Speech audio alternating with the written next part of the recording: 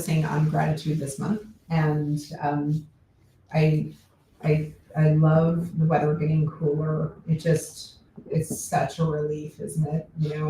It's such a relief not to have to like hunt for like this much shade on your car. You're like you'll take anything. It's like it looks like there's a little bit of shade on the hood of my car, which could in theory make my air conditioning work better when I get into the car. So I'll take it. So it's like this whole thing that all of a sudden we're here at the best time of the year, and it's like we can't even imagine what it feels like to be that hot.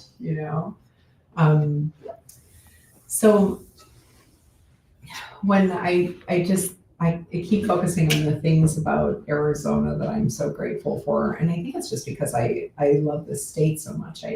I've mentioned this before, but I grew up in Illinois. When you're a kid, you don't really notice bad weather because you're a kid and you don't have to drive in it, and you may have to shovel, but you don't have to shovel in order to be able to go to the next thing. Like it's a chore and that's okay.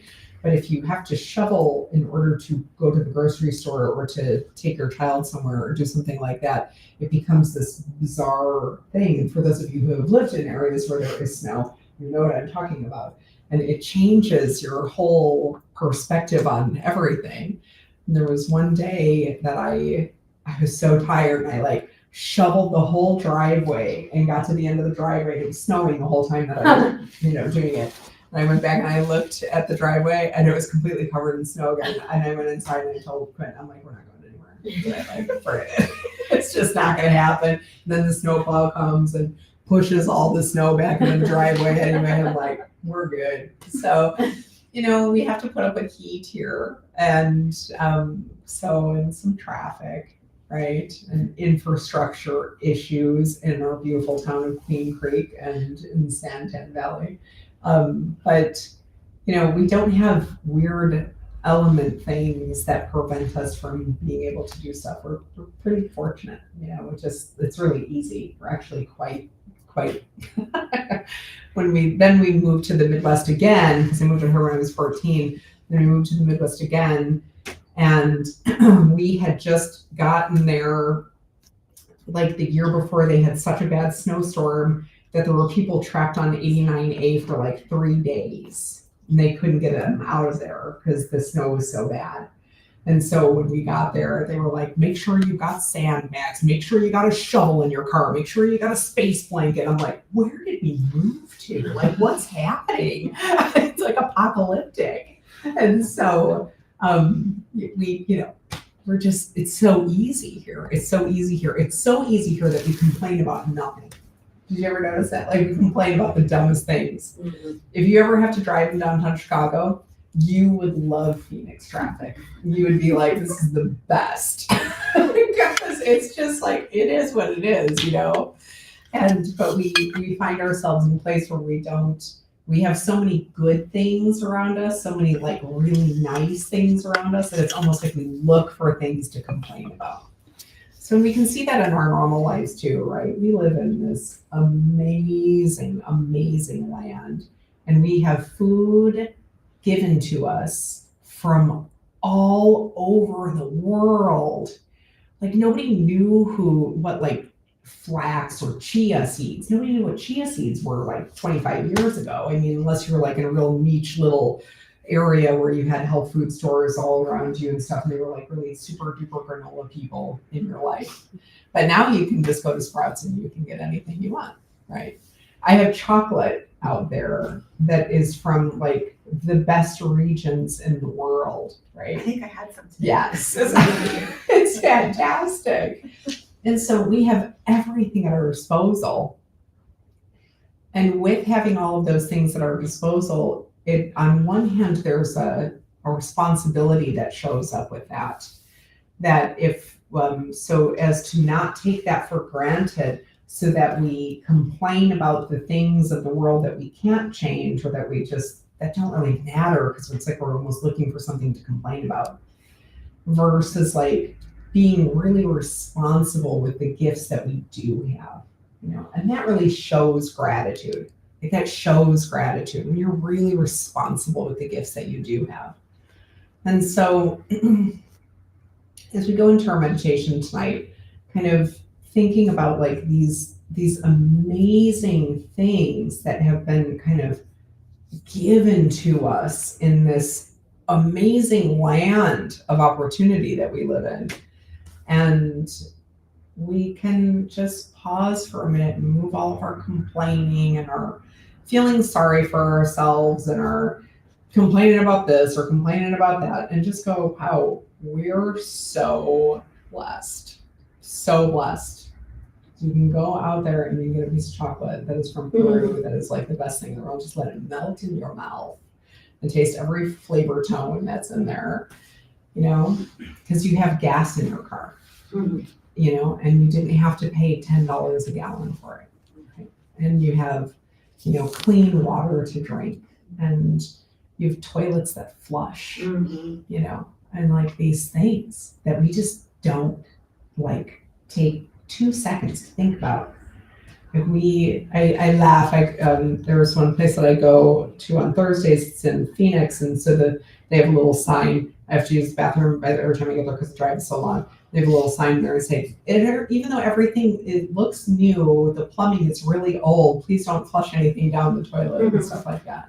And I just think every time I stare at that little sign, I just think we're so lucky. We have a toilet that can flush. And I get to use toilet paper. Other countries, they don't ever get to use toilet paper. Like we have, and I complain if I have scratchy toilet paper. Like I'm super mad if somebody got cheap toilet paper. I'm like, who bought the crappy toilet paper? Because I need the really nice stuff. Like I need to complain about the dumbest things, right? And so it's just like we just sit there and go, okay, everything's so good. It's so good. Allow yourself to just bask in the richness of the good things that we have. So as we go into our meditation again tonight, just kind of like letting it come from your heart and almost like effervescently bubble up. That's what we're going to be focusing on tonight. So if you are not comfortable in a seated position, you are more than welcome to lie down. Just remember to keep your knees to the ceiling and your feet on the floor so you don't fall asleep. And for those of you that are seated, making sure that you're sitting up nice and tall. And tucking your chin a little bit. Feeling just this line of energy that goes from your head straight down, past your heart, all the way down to your tailbone and pelvis. Just allow yourself to breathe.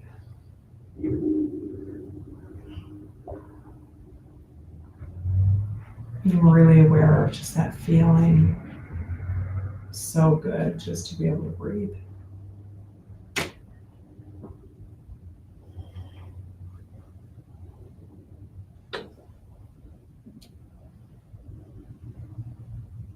We have an air filtration system in the studio that makes it so the air in here is cleaner than anywhere else. So as you breathe, it's like you have completely clean air coming into your lungs and allowing your body to just transform that oxygen into your blood, helping your body to be safe.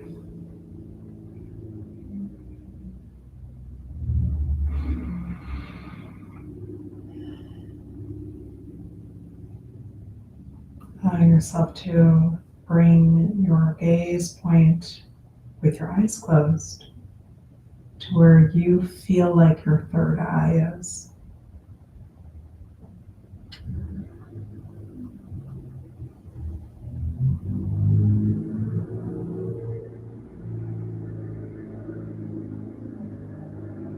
Feeling that air coming in and out of your nose.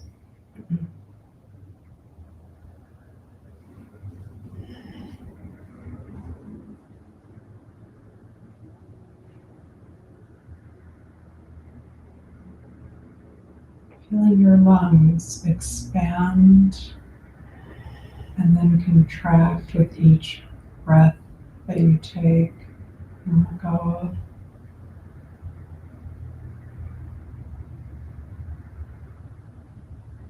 maybe even including that belly and that breathing, so you can just really feel your diaphragm rise up and come back down.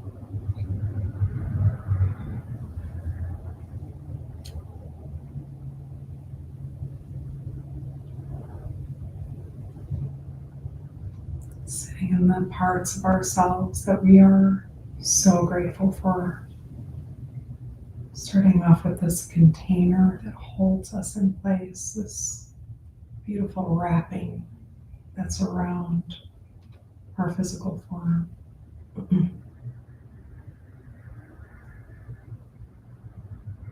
So grateful for our skin.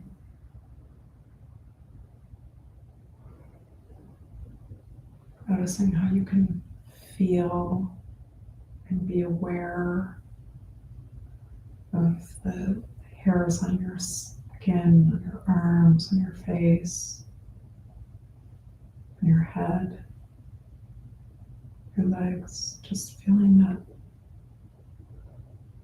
the part that holds you in.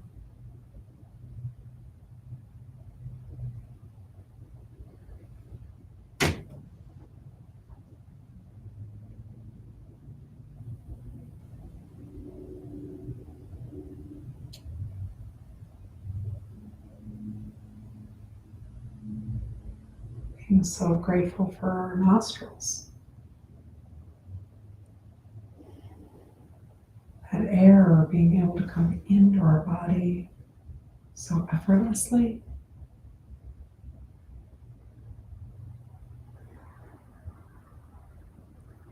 How it can bring something from the outside inside of us to give us life.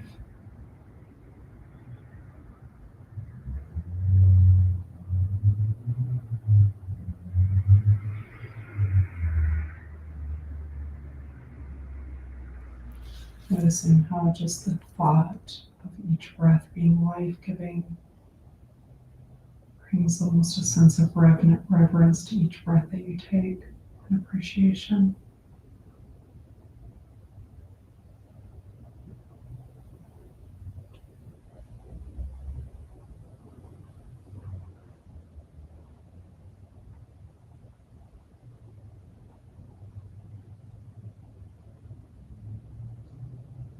Being so grateful for our tongue.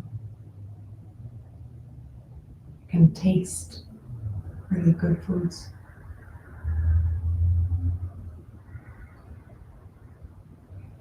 Like chocolate, fresh fruit.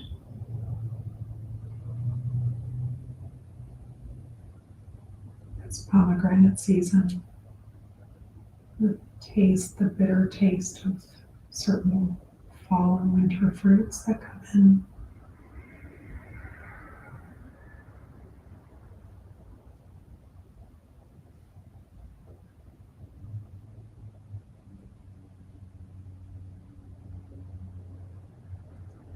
How your tongue helps you to execute your thoughts and share your words with the people in your life.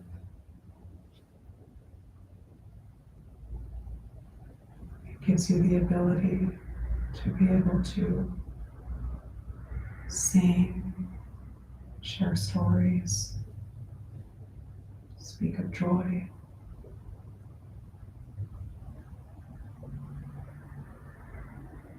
Tell somebody that you love them.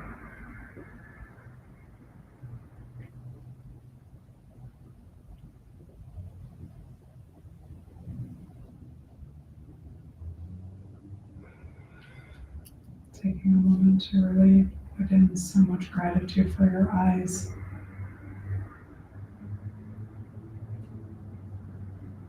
They help you to view this world and know that they can have any lens that you choose to cover them.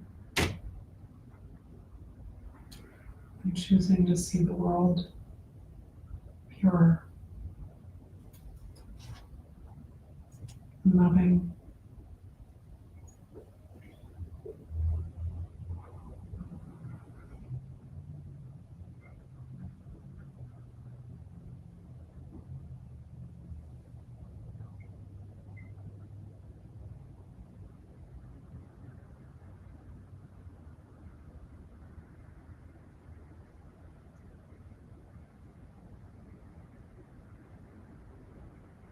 Being, again, just deeply grateful for these lungs as you go back to your breath. And how each one of those little bronchioles are working on your behalf.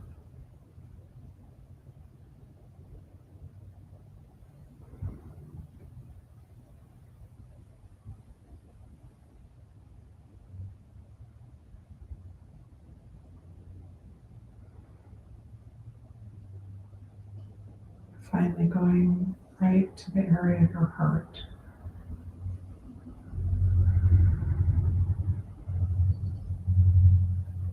Being very aware of the beating of your heart in your chest.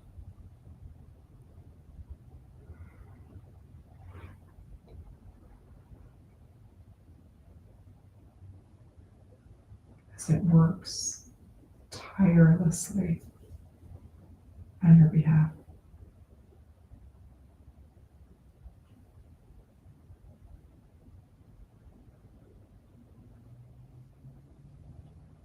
You could send a message of gratitude and thanks to your heart. How would you tell it?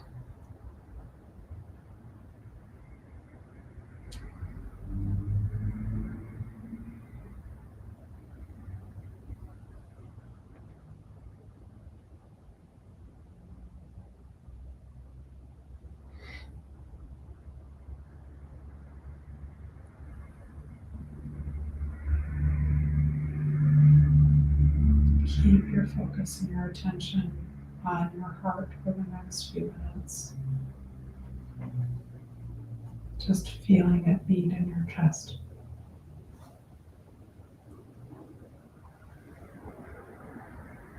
If you feel so inclined at any point in time to place your hand on your heart, you're always welcome to do that.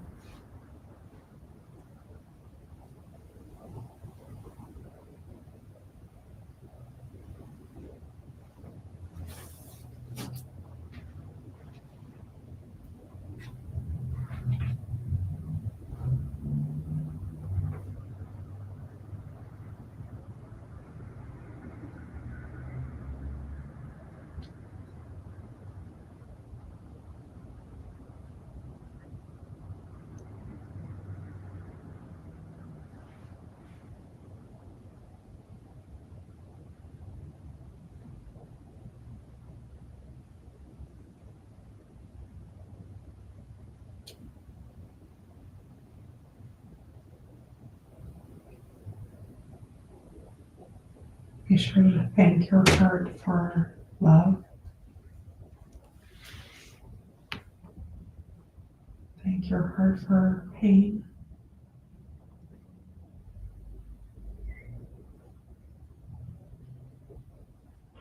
Thank your heart for working and transferring the blood and the oxygen through your body.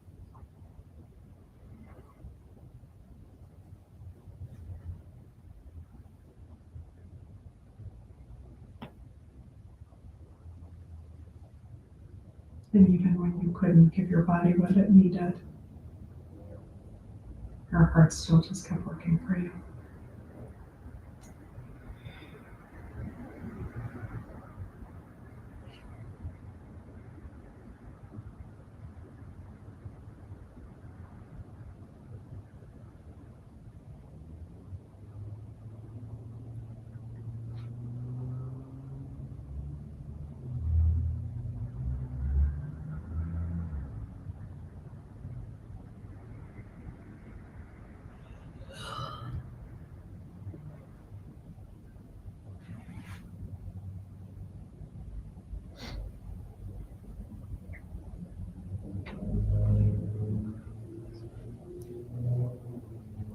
Allow yourself to go back to that rise and that fall of your chest and your belly, being very, very aware of each breath that you take for the next few moments.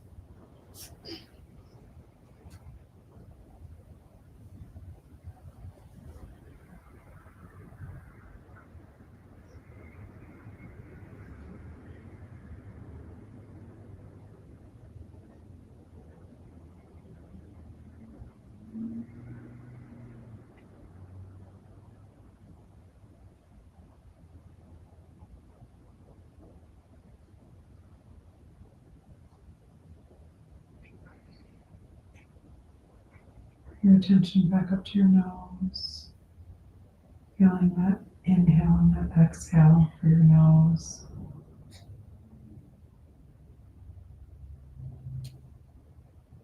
Bringing back that awareness of bringing that beautiful air from the outside inside of your body, and how your body transforms it and then gets rid of the excess that it doesn't need.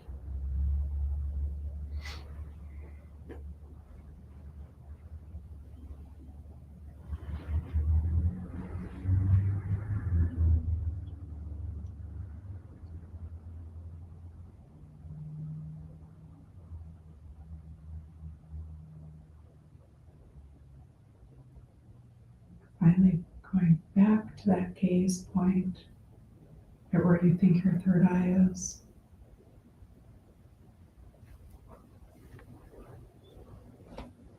And recommitting to yourself that you will see everything through the lens of gratitude.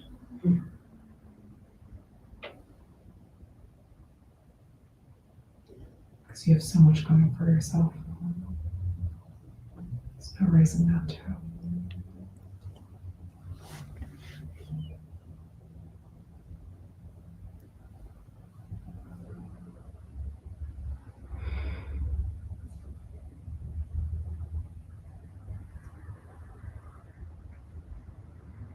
Begin to bring a little movement to your fingers and to your toes.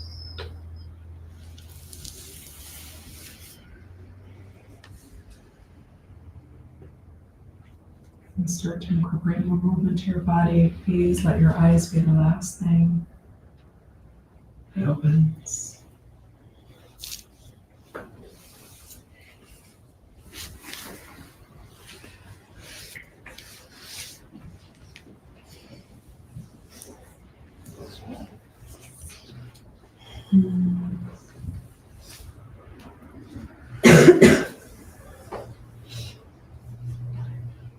Sometimes we forget to be grateful for these really tiny things because we get so bogged down.